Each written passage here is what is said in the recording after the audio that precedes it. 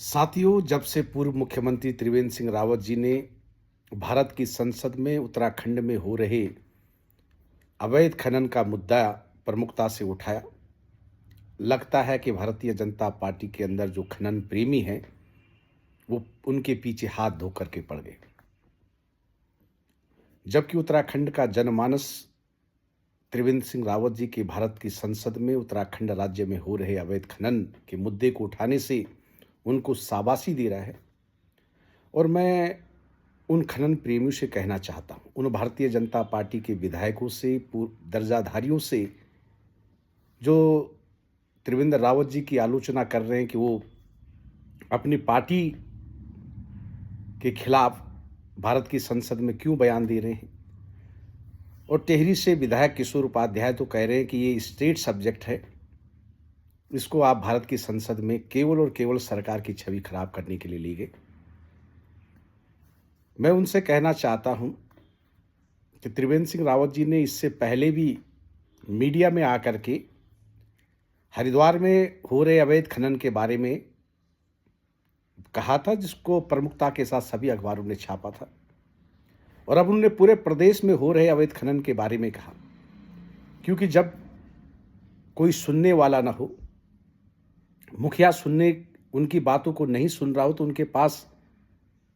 हमारी ही प्रदेश की जनता ने अपने मत का प्रयोग करके एक आवाज़ दी है कि अगर कहीं आपकी सुनाई नहीं होगी तो वहाँ जहाँ जनता ने उनको चुन करके भेजा है, वहाँ अपनी प्रदेश के हित की बात रखें। और मैं तो भारतीय जनता पार्टी की उन लोगों के दोहरे चरित्र पर मुझे तरस आता है। आप ही लोग तो कहते हो कि भारतीय जनता पार्टी के संगठन में सिखलाई दी जाती है कि देश हित पहले, उसके बाद पार्टी हित और लास्ट में आता है व्यक्ति हित। तो उन्होंने तो पार्टी से ऊपर देश हित रखा। देश का मतलब राजस्व की जो हानि हो रही है उसका सीधा सीधा संबंध देश हित से जुड़ा हुआ है, राज्य हित से जुड़ा हुआ है। तो कितने दोहरे चरित्र वालों हो भाजपा वालों कि अगर कोई पार्टी से ऊपर देश हित, राज्य हित रखता है तो आपको मिर्ची लगने लगती है। और जिस तरह से धामी सरकार त्रिवेंद्र सिंह रावत जी के खिलाफ एक अघोषित विरोध सोशल मीडिया के माध्यम से, प्रिंट मीडिया के माध्यम से जिस तरह से खनन माफिया चलाए हुए है, उनसे साफ कहना चाहता हूं कि उत्तराखंड की जनता बुद्धिजीवी जनता है। वो सब समझती है कि कौन खनन प्रेमी है, कौन खनन माफिया है, जिसके इशारे पर त्रिवेंद्र सिंह रावत जी की छवि को धूमिल करने का कुत्सित प्रयास किया जा रहा है। साथियों, जो खनन सचिव ने मीडिया के सामने बयान दिया था कि हमारे प्रदेश में कोई अवैध खनन नहीं हो रहा है, और चूंकि राजस्व की वृद्धि हुई है, इससे साफ जाहिर होता है कि कहीं कोई खनन नहीं हो रहा है। मैं खनन सचिव बीके संत जी को अवगत कराना चाहता हूं कि भारतीय जनता पार्टी के सरकार जिस कैग रिपोर्ट के आधार पर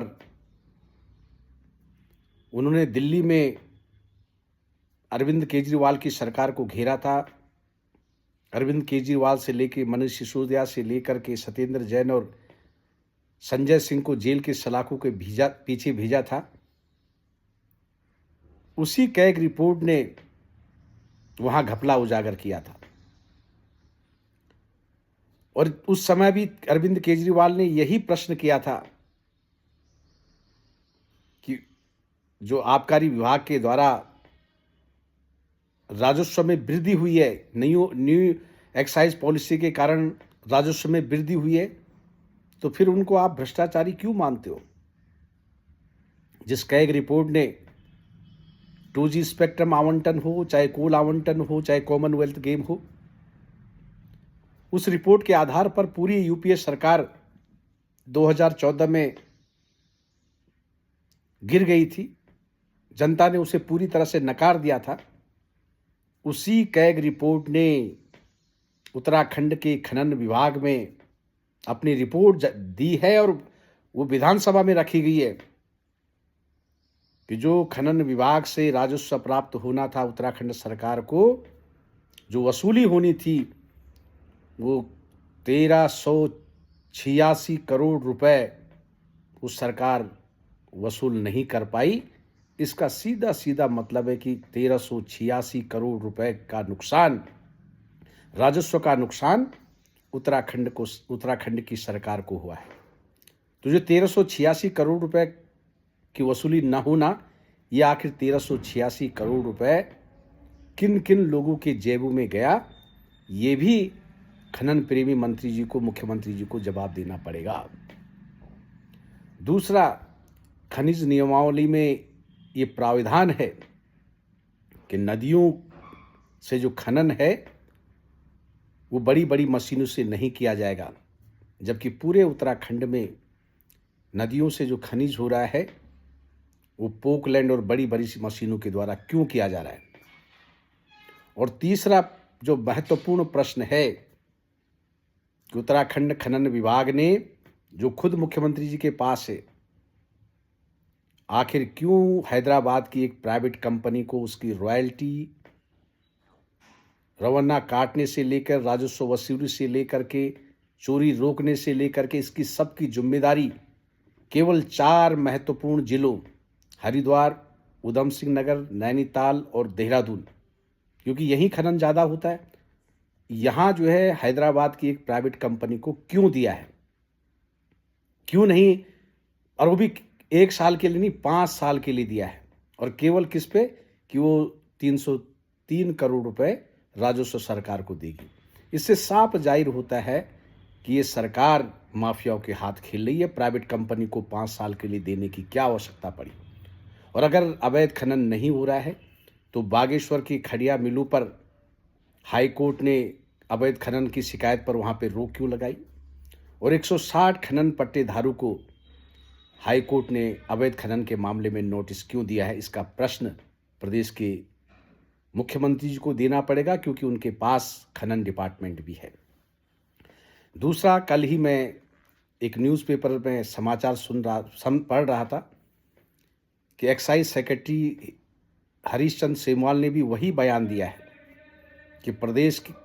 के एक्साइज डिपार्टमेंट के राजस्व में सर्वाधिक वृद्धि हुई है। लेकिन उसके साथ साथ ये भी छपा था कि जो लक्ष्य आबकारी विभाग ने राजस्व हासिल करने का लगाया था वो 79 करोड़ रुपए कम निकला। अब ये अपने आप में ही विरोधाभास है कि जो विभाग ने लक्ष्य रखा था उससे 79 करोड़ रुपए लक्ष्य से 79 करोड़ रुपए कम हुआ, तो आप लक्ष्य भी प्राप्त नहीं कर पाए, पूरा नहीं कर पाए। और दूसरा लिखा था कि 4600 समथिंग करोड़ रुपए राजस्व की प्राप्त हुई, ये सर्वाधिक है। तो मैं हरीश चंद्र सेमवाल से कहना चाहता हूँ, क्योंकि कहते हैं ना कि चोर की दाढ़ी में तिनका, इसका मतलब कुछ ना कुछ गड़बड़ हुई है, इसीलिए लोग उस पर उंगली उठाने से पहले आप ये कह दो कि ये इस विभाग ने राजस्व में इतनी की वृद्धि हुई है। निश्चित रूप से ये खनन जो एक्साइज डिपार्टमेंट की जो एक्साइज पॉलिसी में लगातार 4 साल से राज्य सरकार रिन्यूअल कर रही है, क्योंकि ये डिपार्टमेंट भी प्रदेश के मुख्यमंत्री के पास ही है। आखिर नए लोगों को क्यों नहीं मौका मिल रहा है, उन्हीं 4 साल से उन्हीं दुकानों को रिन्यूअल क्यों किया जा रहा है, जबकि प्रत्येक दुकान का राजस्व का 15% बढ़ता था, इस समय 4% की वृद्धि की है और 3 साल के लिए रिन्यूअल कर दिया, जबकि 10% दुकान के राजस्व का 10% हिस्सा सीधा किसके खातों में जा रहा है, और इससे सैकड़ों करोड़ रुपए का नुकसान राज्य सरकार को हो रहा है। इसके लिए कौन जिम्मेदार है? और सीधा एक्साइज डिपार्टमेंट और खनन डिपार्टमेंट ये मुख्यमंत्री के पास है, और लगता है कि ये डिपार्टमेंट मुख्यमंत्री न चला करके माफिया चला रहे हैं। और इससे जो जीरो टॉलरेंस ऑन करप्शन की बात है वो पूरी तरह से प्रदेश की जनता के सामने भारतीय जनता पार्टी का चाल, चरित्र और चेहरा बेनकाब हो चुका है।